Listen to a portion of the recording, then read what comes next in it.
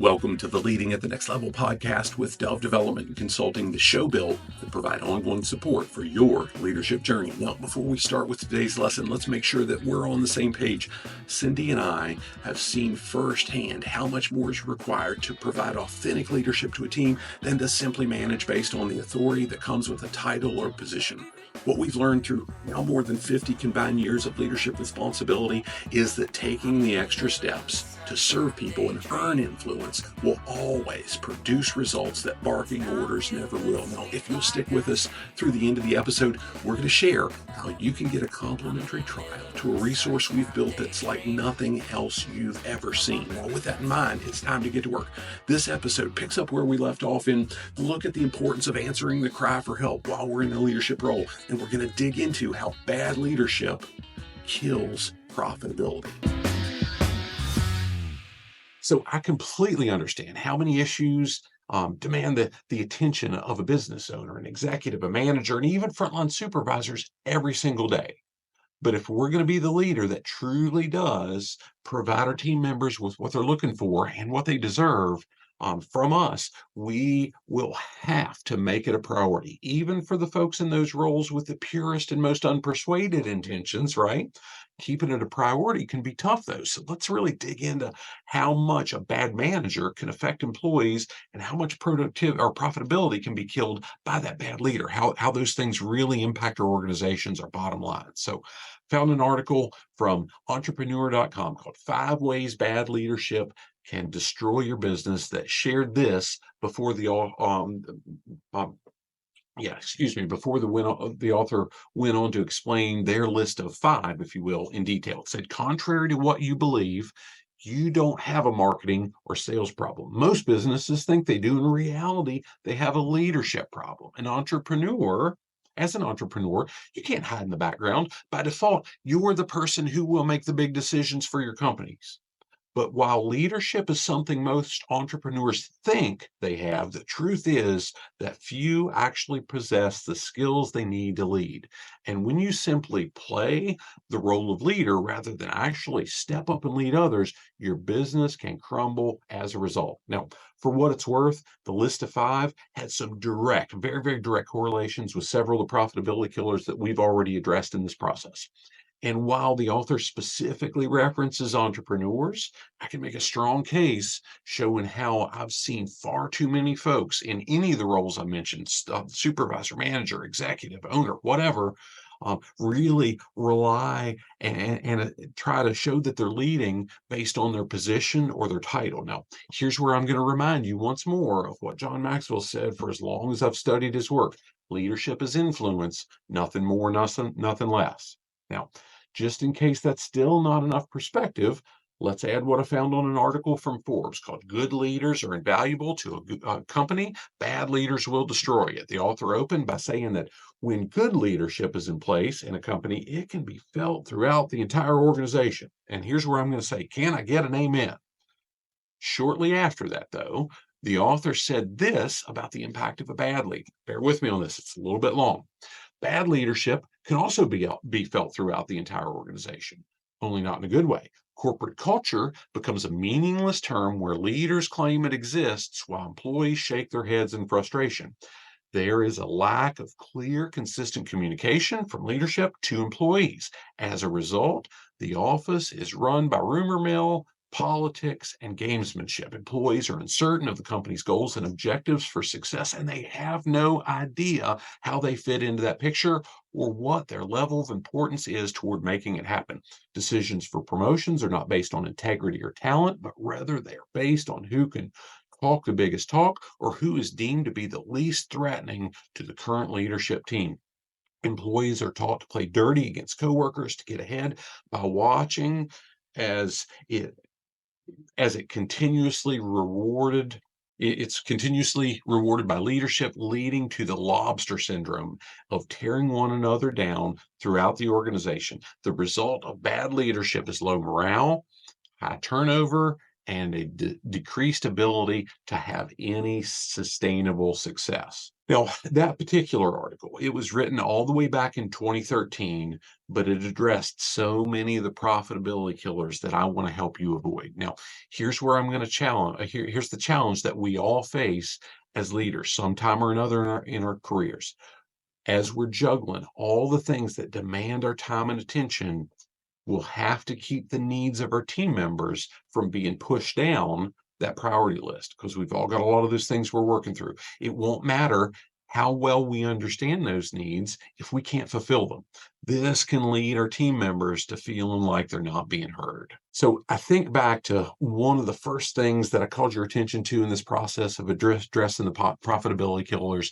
One of them, one of the things that we covered is we really dug into it's the idea that it all starts at the top, and it emphasized how the best return can be captured when it truly does start at the top, when the leadership, the real leadership, organizational leadership, is engaged in the process. And that was the importance of changing our approach. In that lesson, I shared the example of detailing how much influence I saw a team of hourly behavior-based safety observers earn from their direct peers simply because they listened to concerns, they took action on what they could, and they were intentional to follow up. The supervisors and the managers in their respective areas of that same facility had often been notified of some of the exact same issues, but neglected to take action or just didn't follow up with the employee expressing the concern. In either case, it resulted in those supervisors and managers having less authentic influence with their team members. Now, don't misunderstand my point here. I'm well aware all the plates they were spinning, the managers, the supervisors, I know what they were dealing with on any given day. Addressing those issues, it required time that they didn't have in most cases. And circling back with the employee who brought the issue up to them, that was going to take even more time. But how thin their time was usually stretched didn't change the reality that this lack of follow up or follow through was almost always perceived as the employee's concerns not being heard. Now, the old saying about perception being reality, it held true, at least for the majority of the employees that experienced that. Now, before I close the loop on the impact that lack of follow up had on the team as a whole, I want you to consider a time where maybe you took an issue or a concern to someone in a leadership role. Maybe it was in a workplace, maybe it was in a volunteer organization, maybe it was even something you took to an elected official. I'm not going to ask you if you've had a concern like that go unaddressed. I know we all have. I will, however, ask you to think about how you felt when it wasn't addressed. Did you feel devalued by that individual that you took the concern to? Did it seem like they were disengaged in their area of responsibility?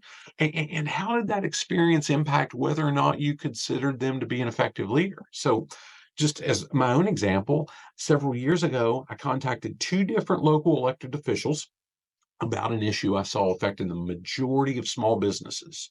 I'll spare you the specifics, but I am going to share that one never responded at all. And I only received a canned kind of reply from the other, which was likely sent by one of the minions in their office, saying that they appreciated me reaching out, but there's really nothing they can do about it. Now, quite honestly, I'm still more than a little bit frustrated about that with both of them. While I do generally like one of them as a person, the other I had zero respect for. And I'll let you guess which is which. I realize that you're likely more patient and more forgiving than I am, though. And here's where, again, I'm going to say, hey, anytime you're willing and feel inclined to pray for Cindy, she deserves it, right? But I'm also guessing that even the most patient, the most forgiving among us would still not consider either of those officials that I took that issue to have provided effective leadership and that you would have likely, even if you're more patient and forgiving, at least also a little bit of respect for them for addressing it the way they did. Now, with regards to the supervisors and those behavior-based safety observers, I'm convinced that the lack of follow-up that had become kind of the norm from the supervisors, it set the table for any follow-up and any follow-through on the part of those observers to be viewed as remarkable. Those observers, they developed a significant amount of influence with their peers, and they helped make safety almost a cool thing to participate in, which is kind of rare. Now, I'm not accusing those supervisors in question of being bad people. I'm just suggesting that how they prioritize things often made an impression on their team members. And that impression was a small example of how even the perception of bad leadership can affect employees and it can spill over into lost profitability. Now, with that in mind, let's look at how much different things can be with a more responsive approach and the impact that positive leadership can have on an organization. Then we're going to wrap this all up with what we can do right away to provide that kind of responsiveness. So, in so much of what we've worked through in addressing each of these profitability killers to this point, I've referenced studies listing facts and data, emphasizing the specific impact each one has on our bottom line. And as much as I want to do that again here right now with you, contrasting the overall performance between teams with good and bad leaders, I'm going to fight that urge. And I'm going to make a play on your emotions instead. Now, I realize that runs a risk of losing you with some of that touchy-feely stuff. But since you've hung with me for this long, it's a risk that I'm willing to take. So I want you to go to a place or places in your own career where you've experienced the examples that I just detailed, living through personally myself, and I want you to think about, in my case, how painful was it to leave an organization I'd been with for my entire adult life, and watching the team members just stop going to their supervisors with their concerns because they didn't feel heard. Now, I'm intentionally not asking you to put yourself in my shoes because I'm confident that you've dealt with situations that were at least as difficult. Now, I want you to consider how much different those scenarios would have or could have been if the individual that you were reporting to had been a greater leader or an even worse leader. And just think about how much leadership impacts the good and the bad situations that we deal with. The point that I'm driving here is that we're all going to go through crap. That's inevitable. And so will the folks who are counting on us for leadership. But how we as leaders handle that, it can make a world of difference. Now, I found a fascinating article by a guy named Tom Rath. It was on Gallup, called The Impact of Positive Leadership, that shared what appeared to be a fictional character named Susie, but gosh, it could have just as easily been me or you because it hit so close to home, that detailed just how low the ratio of positive to negative interactions really are for most of us on any given day. Rath's point was focused on showing the overall performance improvement when we make sure that the ratio is more heavily weighed to the positive. And as he closed that whole article, that whole story, he shared this as to how we as leaders can impact our entire culture, being intentional about increasing the number of positive interactions that we have with our team. Rath said, when leaders display positive emotions, others take note and take action. Positive leaders don't sit back and wait for things to get better on their own. Instead, as they walk around the office, make calls, or write emails, they are always trying to catch excellence in action. When they spot a job well done, they call attention to what's right. And that's so cool. When we talk about some of that, matter of fact, Cindy and I've talked a lot about that with folks, as we've talked about how are you really spelling out and exemplifying your values and acknowledging and rewarding those values, and whole different story, but it ties in so well.